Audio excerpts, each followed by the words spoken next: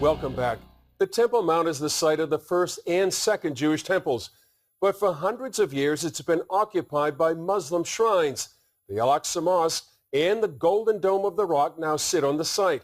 But some Jewish people want to build a third Jewish temple. CBN correspondent Julie Stahl spoke with expert Liz Healy about that vision and its challenges.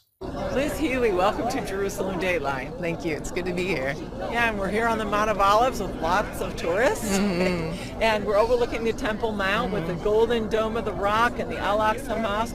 What's the significance of the Temple Mount to Muslims? For Muslims, it's the third holiest site in their religion. But interestingly enough, it's not the Dome of the Rock, which is the most prominent site. It's the Al-Aqsa Mosque. What's the significance of the Temple Mount to the Jewish people? In Jewish tradition, this is where Adam was created. It was also the place after the flood that Noah brought an offering to the Lord. We know that this is the place where Abraham brought Isaac to be sacrificed. Also the place where David bought the threshing floor, where he said he wouldn't make an offering to God that cost him nothing. And it's the site of the first and second temples. It was believed by most also the place for the third temple, where it will be built. It's such a holy site to so many people. Why is it so controversial? I think that's the exact purpose, because it's so holy. And all the monotheistic religions, Christian, Jews, and Muslims, all feel like this is their place of worship. And so it's very controversial of who's going to actually end up on this mount. Do you think the three religions could share the Temple Mount? Personally, I don't, but there is a huge movement about coexisting on the Temple Mount. And even recently, within the last 2 weeks, I know of a meeting between Christians and Muslims and Jews who all are talking about what are the possibilities and how could they establish both a temple and a mosque on the Temple Mount. What kind of plans are being made to build a third temple? There are actually quite a few, and depending on the group that you talk to, different architectural designs have been made. So one group is doing a design more like Herod's temple, and it would be on the Temple Mount, and I don't believe that they would have a mosque that would be there. There are other groups that are more focused on the design that's given in Ezekiel, chapters 40 through 48, which is the next structure in Scripture that God said to build a temple in this way. And then even some archaeological research has been done recently that would say that the Holy of Holies is not under the Dome of the Rock, which is the most common assumption, but a little bit to the north. And that's why the coexist movement is moving forward, is because it's possible that they could be right next to each other on the Temple Mount. Where in the Bible does it talk about building a temple, a third temple?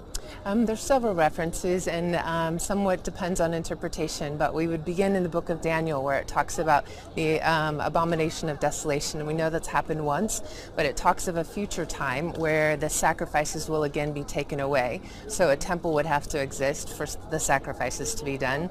We also see it listed in Matthew 24 and Mark 13 in 2 Thessalonians that all make a reference to a false Messiah setting himself up in a temple and declaring himself as God, or removing the sacrifices.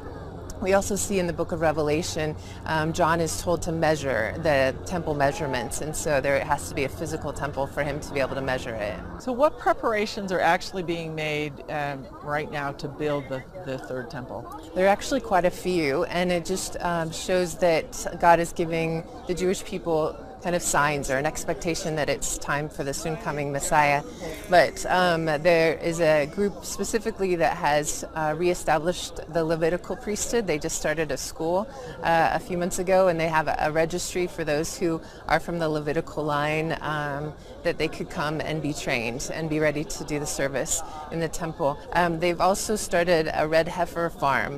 The Temple Institute did with an Israeli farmer, and that was again with ritual purity, that they need to have a red heifer that meets Jewish law and has been supervised and doesn't have any white hairs. It's completely red heifer, to be able to be burned, mixed with running water, and then used to make everybody ritually pure to be able to go into the temple. I mean, right now, Jewish people just going on the Temple Mount can create a riot sometimes. So can you envision a scenario where they would allow the temple to be built?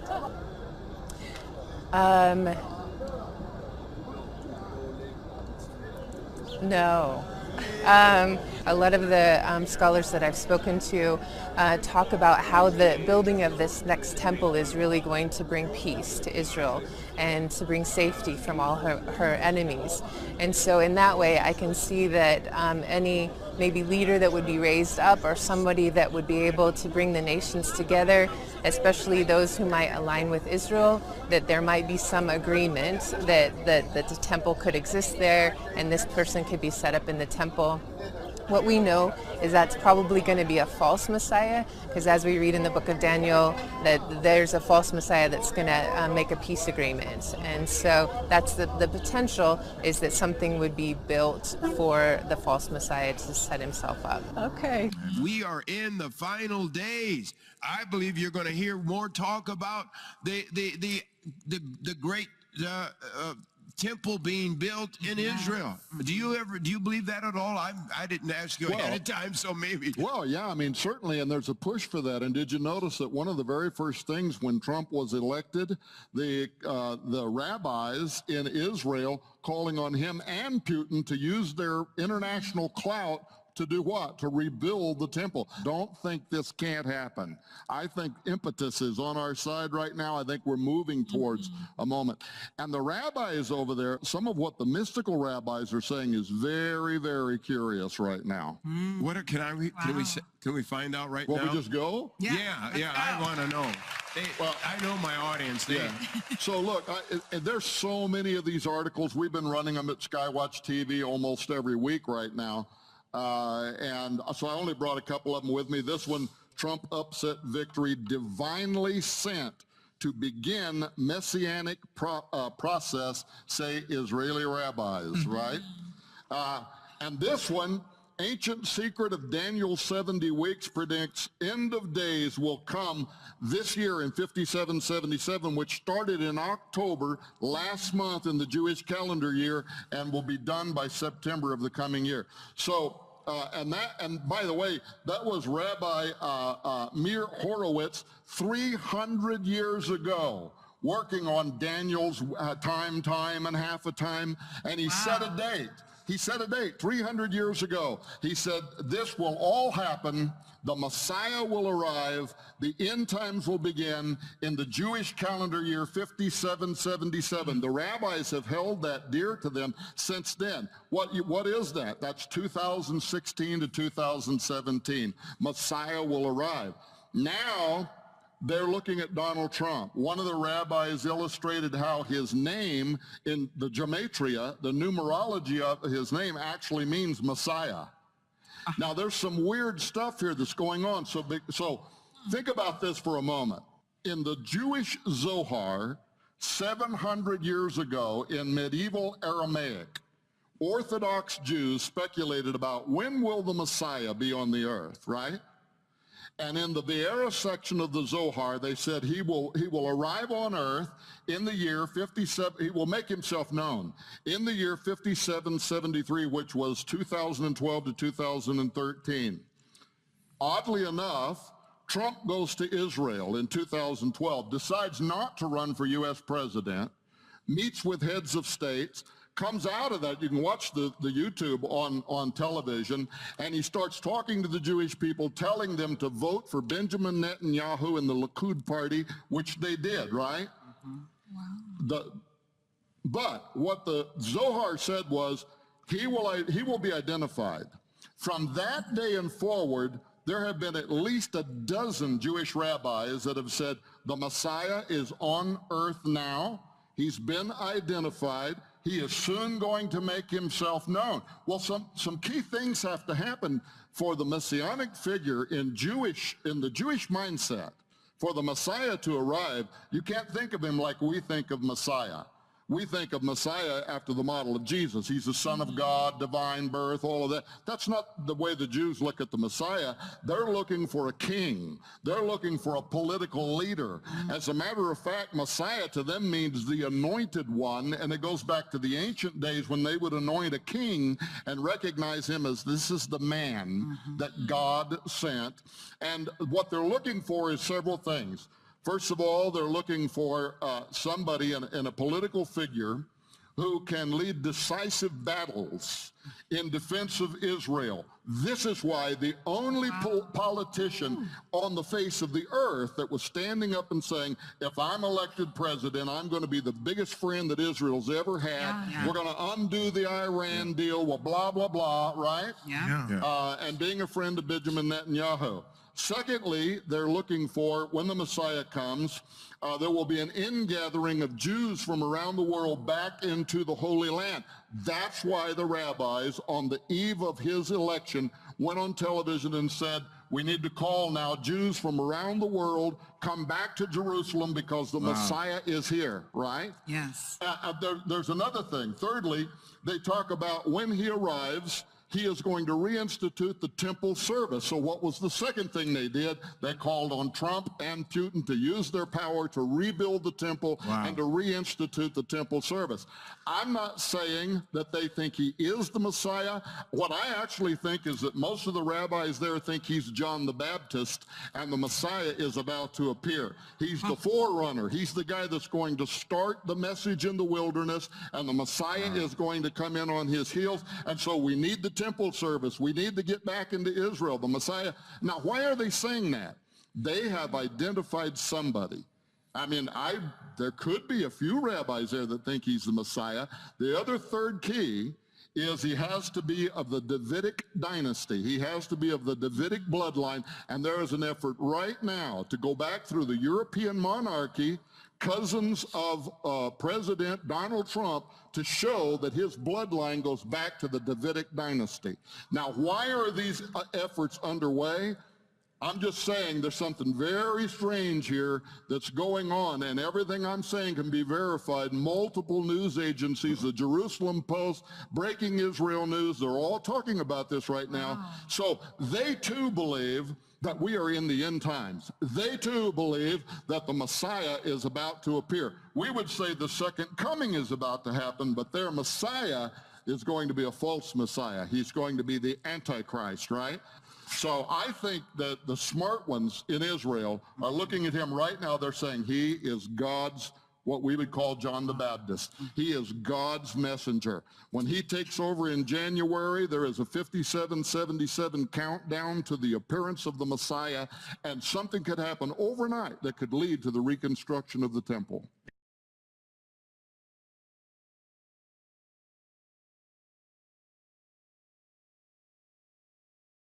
Now they're back for round two here, and they're promoting Rabbi Mendel Kessin, who has this to say about Donald Trump. He's going to really be a tremendous president in the United States. Tremendous. Really equality, prosperity, and peace with law and order. He's going to stand up to all the nations of the world. He's going to side with Israel when he realizes that they cannot make peace with Israel, as I've said before, because it's theologically impossible. All the ideas I gave in the previous show and so on. That's the Tahar of America. You now understand what it is, okay? Specifically what it is. See? And that's why I believe, remember I said that the Gematria of Donald Trump is Gematria Mashiach ben David? You know what that means? Do you know what that means? That his name is a Gematria? Of course, it doesn't mean he's Mashiach ben David. Let's forget that, right? That's out. You don't realize something. Somebody who will turn a nation completely diametrically opposite is a Messiah. For them, yes. He, I believe, is the Mashiach of Edom. Isn't that interesting? Because think about it. What does the Mashiach do? Right? He turns a nation, basically that's going awry. I mean, it's collapsing with the evil and the immorality. He turns it around. That's a Messiah. Especially if it's incredibly significant. Wow. Donald Trump is a Messiah. Donald Trump, he's theologically, he it's all a plan. He's been put here. And he turns a nation around. That's what he does. In the port city of Bremerhaven on Germany's North Sea coast, approximately 4,000 American troops and 2,500 vehicles began arriving in early January. Known as the Iron Brigade, they're from the Army's 3rd Armored Brigade Combat Team of the 4th Infantry Division, based in Fort Carson, Colorado. This is the largest deployment of U.S. forces in Europe since the end of the Cold War, 25 years ago. It's part of the European Reassurance Initiative and Operation Atlantic Resolve, a $3.5 billion effort paid for by the United States to reinforce NATO. I'm very proud that we're a member of NATO, and I'm proud of our commitment. At the start of the deployment, Army Major General Tim McGuire joked, by rushing to meet the deadline set by the Obama administration, his units weren't able to change their vehicle camouflage. To get them here as scheduled in January, just do not have time to paint them green.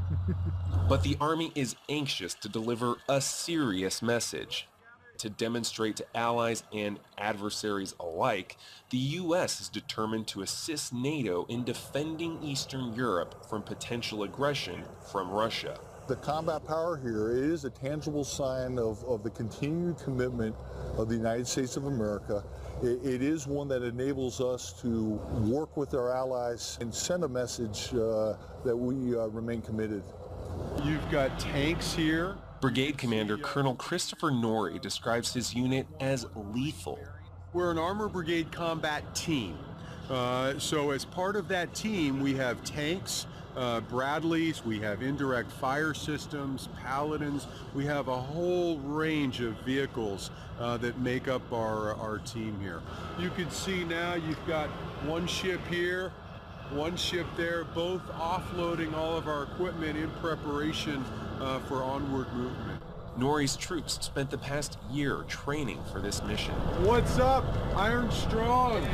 Algernon Lewis and Thomas Rodriguez are Army mechanics. This is my first time in Europe. Pretty excited to be here. Kind of miss home, but it's also nice to be over here helping out our NATO allies. These soldiers concede, outside of their families, few folks back home may know about their assignment. Probably not. Probably not, honestly. I don't think they do. I don't think a lot of them know what NATO actually does. Under NATO, the U.S., Canada, and 26 other nations pledged to defend each other in case of attack. In 2014, Russia annexed Crimea from Ukraine, which is not a NATO member. But that sent jitters across Europe, especially in the 5 NATO countries bordering Russian territory: Poland, Norway, and the former Soviet republics of Estonia, Latvia, and Lithuania. After international sanctions were imposed on Russia, then-President Obama pledged to beef up American military presence in Europe, which had shrunk from its Cold War level, over 300,000 troops, to 120,000 in 2000 and 65,000 in 2015. 6 days after arriving in Germany, Colonel Norrie's military convoy reached the first of those nervous states, Poland, where U.S. troops will begin the first of their 9-month rotations planned for the next 7 years. This is the first large-scale continuous presence of U.S. troops in Poland. This Army video shows the symbolic moment a Polish flag was added to the lead U.S. vehicle. Colonel Norrie was officially welcomed by Polish Major General Jarosław Mika. It is important for security, not only for Poland, for Europe, and for all the world. Why should the U.S. care about what's happening so far away here in Poland? Common cooperation, common training, and all these things provide more security for all countries. You have to be prepared for a war, yeah? While Operation Atlantic Resolve might reassure leaders in Eastern Europe, it is angering Russia, which has repeatedly denounced the buildup along its borders as a provocation that demands countermeasures. "We consider this a threat to us," a Kremlin spokesman said as the troops arrived. The Russian military has been conducting military exercises of its own, and last October, near the borders of Poland and Lithuania, Russia placed missiles that could be armed with nuclear warheads and reach the German capital of Berlin. Russia has called this buildup a provocation. Is this a provocation? We are here to deter. And a part of that deterrence is putting this formation together as part of a really exceptionally strong team of teams. I would view it as a deterrent, and if I was looking at it through the lens of a potential aggressor, I would say it's an exceptionally capable deterrent. Russia has even recently aligned missiles that are capable of being mounted with nuclear warheads along the border. What are you doing to prepare for that? Yeah, so we've trained for every eventuality. I mean, the soldiers that we have in this formation, the capability by battalion here throughout the brigade, they're ready for the full range of any kind of a threat. And our commitment to our allies is very, very important. Right now, we're continuing to build combat power here in Western Poland to rapidly mass our formation and then demonstrate that we're ready to fight. Oh, they had to start a coup, with victims, bloody events, a civil war, terrifying the population in the southeast of Ukraine and in Crimea. And all for what? In my opinion, this is being done to justify the existence of NATO. An external enemy is needed, an external threat. Otherwise, what is the purpose of NATO? Armata tank may become remote controlled. Both Russia and China have recently successfully tested their hypersonic gliders, capable of breaching the American THAAD system, Terminal High Altitude Area Defense.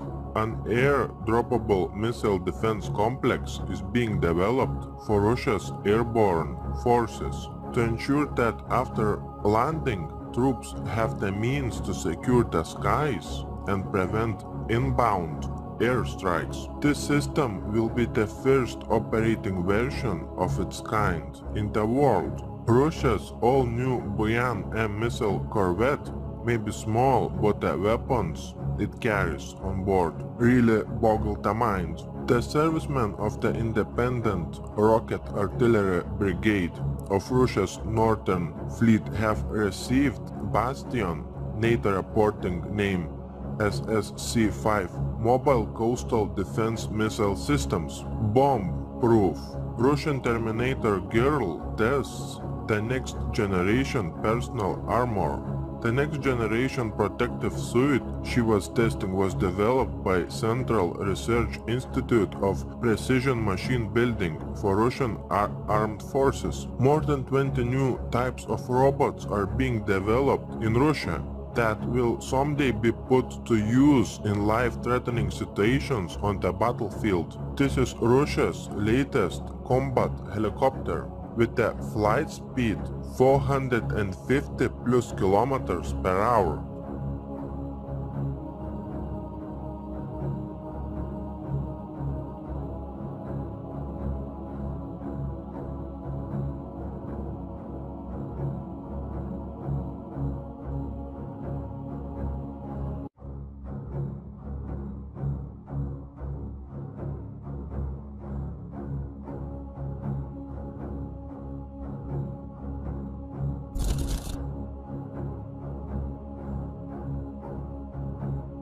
When Belgium is giving to its citizens radiation protection pills, we have Putin forming a national guard in Russia that will take orders only from Putin. In a sweeping reorganization of Russia's internal security apparatus, President Vladimir Putin has announced the creation of the new National Guard in Russia, a powerful new paramilitary unit charged with combating terrorism and organized crime and maintaining social order. Why did the president decide to create this new military unit now? The National Guard's personnel could be used on orders by the Russian president in operations aimed at maintaining or restoring global peace and security. It is very strange when we have Putin stating that he is not going to leave his position without fight, like Yanukovych, president of Ukraine, did. He just left his position without a fight.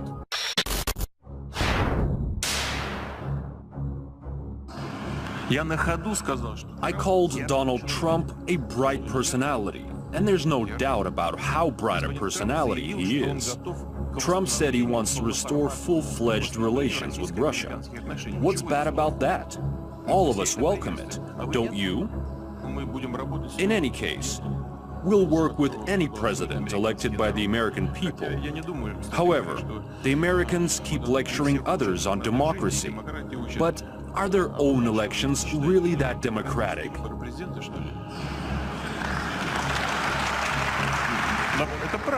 There were two cases when a US president was elected by a majority of delegates who represented a minority of the population.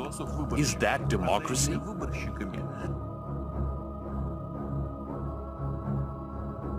According to this website, the billionaire who is warning us about an MP attack on America, according to him, Illuminati is worshipping a different god than most of us. When a major conflict between world's superpowers is about to begin, we have Pope Francis and Patriarch Kirill signing some documents. What are they signing there? A new religion for us? When the World War III will be finished? A large-scale war should be averted at all costs. A new clash of world powers should be prevented at all costs. Russian Orthodox Patriarch Kirill said in an exclusive interview, stressing that both Russia and the US must do everything possible to improve relations and to prevent World War III at any cost. Patriarch Kirill warned that a confrontation between two major powers with immense destructive force have the potential to devastate the whole world. We have Patriarch Kirill going to Antarctica, blessing the water and land. He said, I quote, "When I blessed water in the Antarctic today, I thought about the whole earth that is below us, and I prayed for God's creation." Russia has 10 research stations in the Antarctic. There are about 30 nations who operate permanent research stations in Antarctica, including the United States, Russia, Australia, Britain, France and Argentina.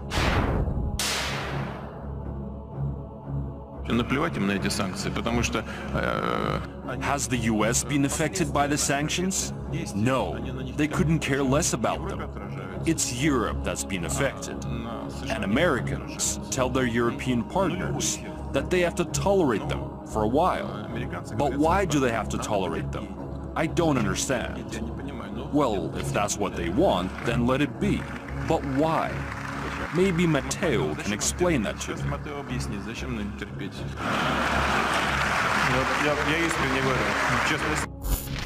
NATO is undertaking the biggest reinforcement of our collective defense in decades. We agreed to enhance our forward presence in the eastern part of the alliance. NATO relations towards Russia remain close and unfriendly. In stronger words, we have reached the level of a new Cold War, and Mr. Stoltenberg highlighted that.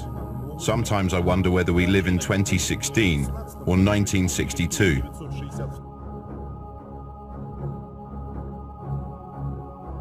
The financial cost of war in Syria exceeded $200 billion. This price does not include the cost of Russian military spending. It only includes the economic damage and the damage to infrastructure that exceeds $200 billion due to bombing the country. In my view, World War III in Syria was about to start when there was 350,000 soldiers, 20,000 tanks, 2,450 warplanes and 460 military helicopters were participating in military exercise in Saudi Arabia called Northern Thunder. Then, out of the sudden, Putin orders Russian army to start Syria pullout. It was obvious that World War III was about to start, but Putin has changed the military strategy, and Illuminati did not like Putin to act in such a strategic way. preventing the beginning of World War III in Syria. Illuminati's plans for starting World War III in Syria clearly failed, period.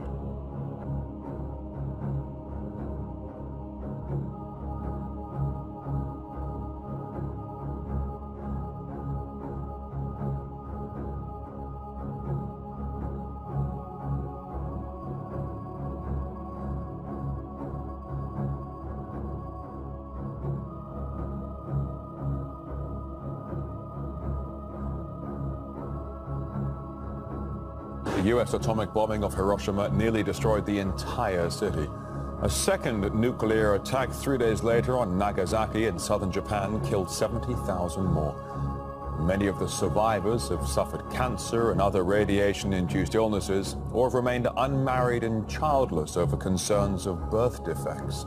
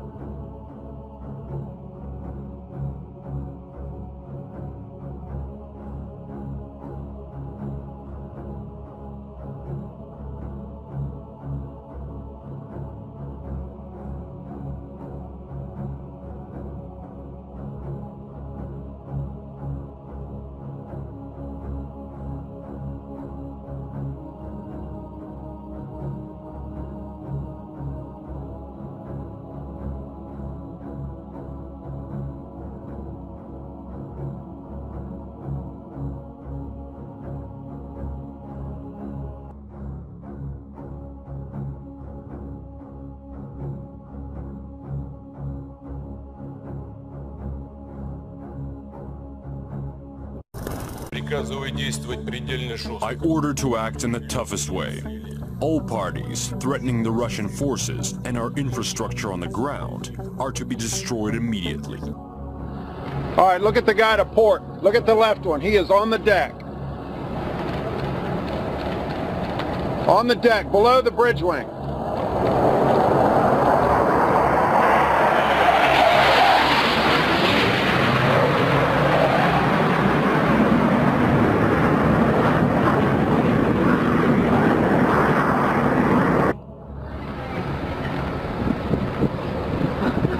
Over the bow, right turn, over the bow.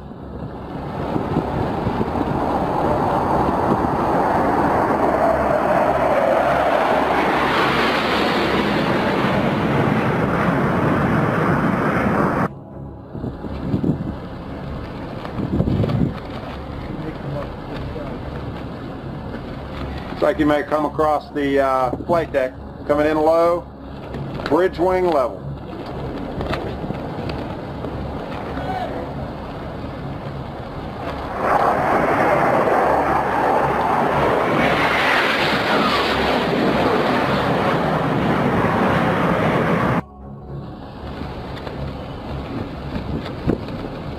Bridge wing level.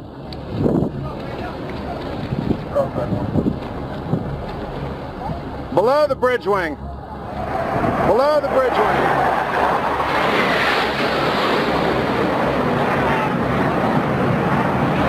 С праздником! С Днем Великой Победы! Ура!